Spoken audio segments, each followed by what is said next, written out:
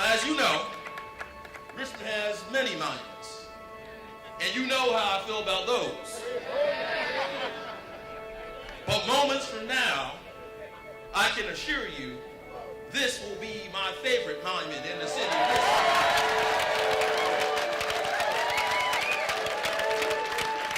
It was exciting, it was an honor, and it was also a challenge. It was an interesting project because we started out thinking it was going to be so simple, and nothing like this is ever simple.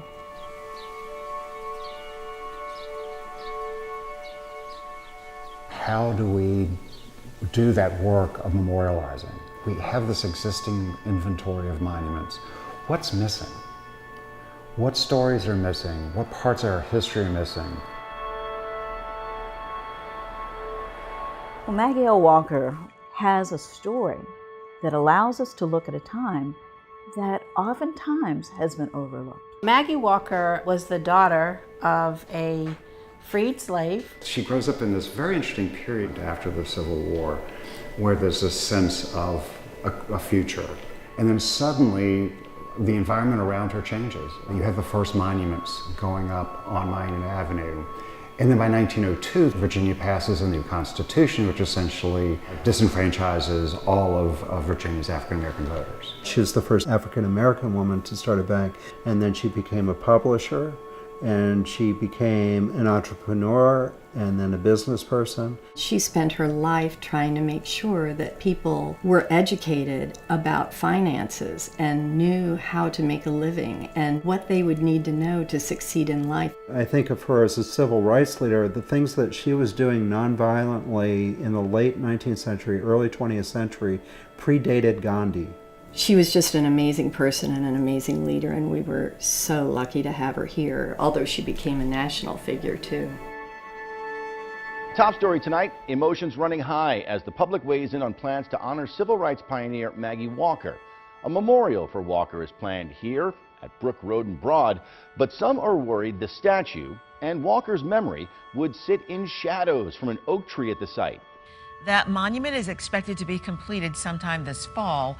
Down the street where the tree currently stands, a group of protesters rallied to save the live oak tree. Protesters believe the tree should stand and the monument should be put inside an underdeveloped park elsewhere in the city. Anytime there's a project in the public realm, you're going to have a whole bunch of different groups, and every group is going to have a different opinion, and especially with art. So it's always a delicate balance, but I think that the amount of community outpouring and input that we had into this was actually really, really amazing.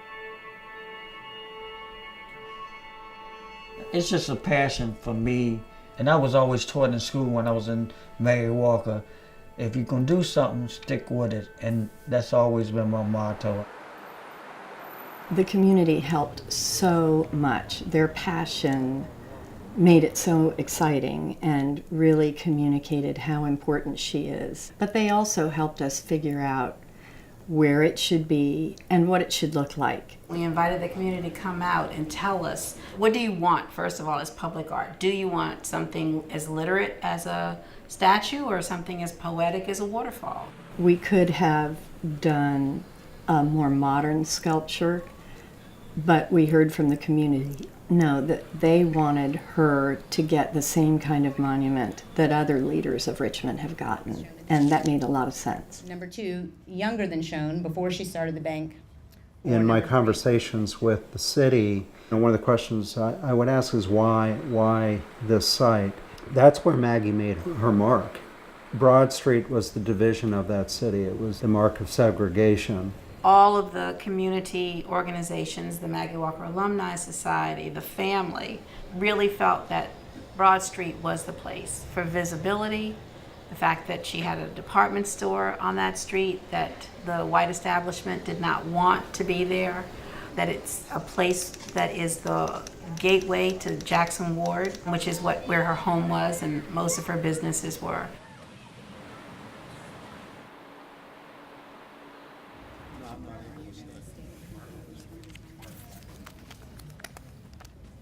But I do not feel very comfortable with one of our sheroes, whether she is of whatever descent you wish to make her, being overshadowed by a negative connotation, which a tree is in our history, that would constantly remind our children that something, now that may sound silly to a lot of you, but open your minds.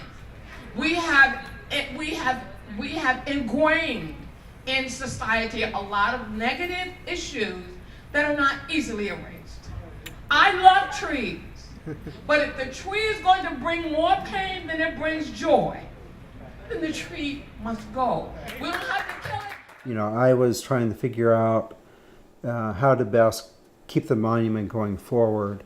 And so I would consider the tree or not the tree, and the symbolism of the tree linking it to lynching and so forth, I hadn't considered. And, you know, as soon as it was said, it was obvious to me that symbolism had to go. It had to be the community to make that decision. It had to come from Richmond and not from me. And so as much as I could, I stepped back and waited for that decision to be made. It kind of turned into an old Richmond, black-white, Confederate Reconstruction argument. Again, it kind of brought those demons, if you will, back out. So then we really got empowered. We sat down and had conversations with church members and with members of women's groups and members of her family. You know, I've always looked at community engagement as a really, you've got to be boots on the ground. You have to go to where people are. You can't expect them to just show up at one meeting, you throw a meeting and everybody comes. That's not enough. So it was really about kind of almost like a collaborative feel with those stakeholders so that they understood that they did have a valued part in the design. By having the community be a part of it, and I mean all parts of our community being a part of it, other parts of that history are brought out, such as Brook Road being significant, which I had never even thought about, how it was a way to transport through Richmond out to the farther parts of the county. Well, I later learned that when my ancestors was enslaved and had been kept in the slave jails down in Richmond, and he was forced to go back to where he was enslaved in Hanover, most likely that's the route that he took by. So to sit and think there and that I can go to that spot and interpret that part of history, that brought many things out that we may have overlooked. So without the public comment and the public commentary, we may have missed some of those stories. Even business owners, people who had businesses on Broad Street, so they were at the table too. So it wasn't anybody left out. Question of the hour that a lot of people have opinions about. So we are asking the question, and how would you rank the importance of keeping the existing live oak tree? Number one, being the tree detracts from the space and must go.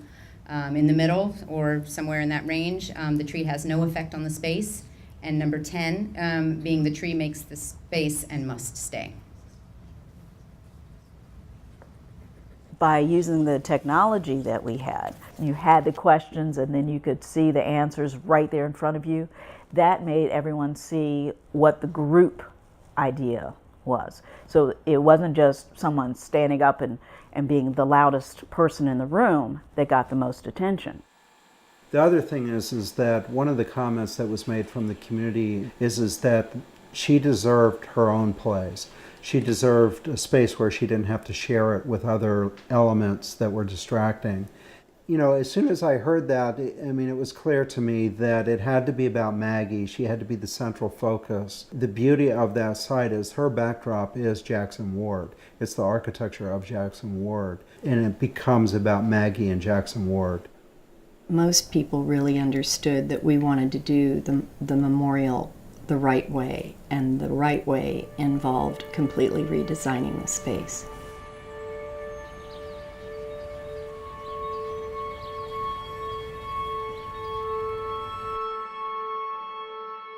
It's just been, it's just been something that has been a long time coming.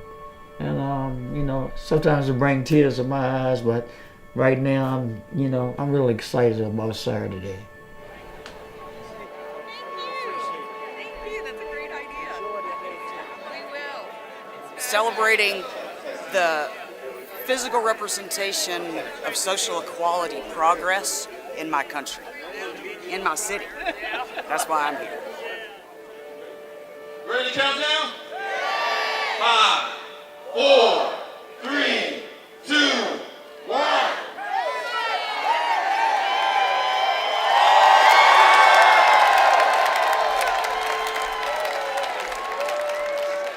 Public art is not just something that you drive by and it's pretty. I think that the process of going through and building it as a community is really important. Public art is something that really tells you so much about a community. It helps you identify a community so much, and it can heal a community. In many ways, monuments are not about the past. You know, monuments are things that mark this moment. I think having that conversation is really more about making sure we understand what we're marking. So when, in 100 years from now, you will actually see that for this moment, Maggie is about some of the things that she was dealing with, but on a more personal level are things that we're dealing with today. In Richmond, the story has been told of, one demographic, and it's not that it's balancing it out, it's telling the rest of the story. It's giving the rest of the ingredients on what is Richmond's history.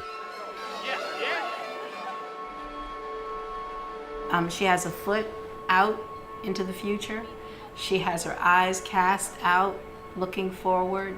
Her hand is pointed toward her cross because, religion and her spirituality was very important to her, but yet she's holding a ledger from the bank, demonstrating that with God in your life and a plan, it can be accomplished.